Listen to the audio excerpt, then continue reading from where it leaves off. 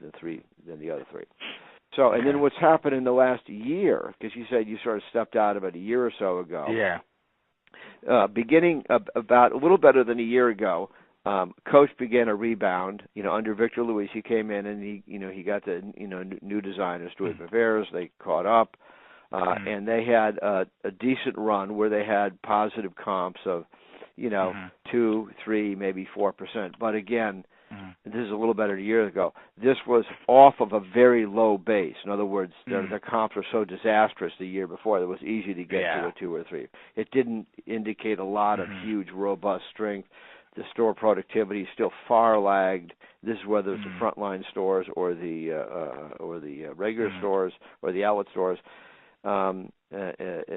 Still far lagged past productivity levels, sales levels, but at least they were growing again rather than shrinking. And they were elevating the brand. Stuart is a good designer, and they elevated the brand, moved the average price points up, at least in the full price stores.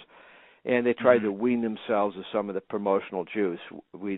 From the department stores, they were very promotional.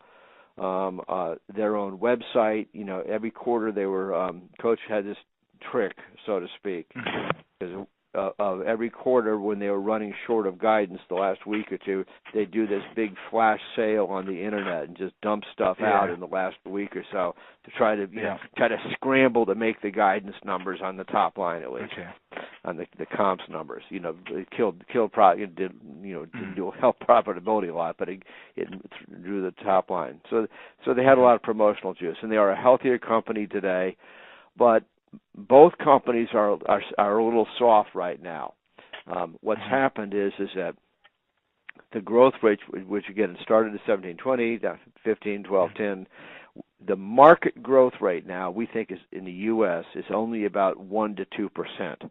In other words, somewhere low single digits. At least it's positive. And that's value or units? Yeah, no, this is dollars. Yeah, dollars. Yeah. Volume is a little trickier because there's some countervailing trends going on. On the one hand, for the full price stores, Coach as well as Kors to some extent, and I'm talking brand Coach now, has elevated the line, so the average price point is somewhere north of $300. It's somewhere in the range of $350, $375, approaching the $400 mark at the full price stores. And so that part. On the other hand, the outlet prices have been soft or weak because the traffic going into the outlet stores, the Coach outlet stores, has been much weaker. So depending on the mix of the outlet portion versus the full price stores, the volume level, is maybe slightly positive, but not by that much. So we think maybe low to mid single digits for unit volume, although dollars are definitely low single digits for Coach. And the reason the unit volume exists is because there's a slightly higher percentage of sales going to the outlets right now, and that's a lower price environment, et cetera, et cetera. So at any rate, so volume is slightly. Let me stop there because we're going over a lot of ground. No. So wait. So volume is slightly above value for the industry at the moment. Yes. Mainly because of Coach, but also similarly on Kors. And then also the mix of stuff that's being sold. There's a lot more, it used to be a very handbag-oriented environment. This is whether it's any of the four brands we're talking about.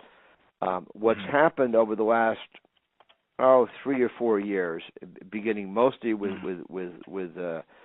Kors, but also with Tory Burch, is that the brands have been, in addition to trying to elevate themselves, which was Coach's deal, Kors' original deal was to create an overall broader lifestyle platform.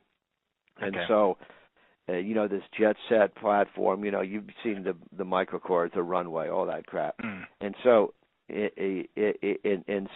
Kors pushed on